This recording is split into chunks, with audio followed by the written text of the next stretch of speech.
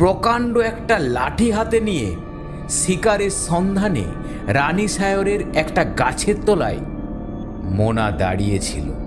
অন্ধকারে হনহন করে একটা লোক এগিয়ে আসছে দেখে মোনা ছুটে গিয়ে মারলে তার মাথার উপর এক মস্ত বাড়ি।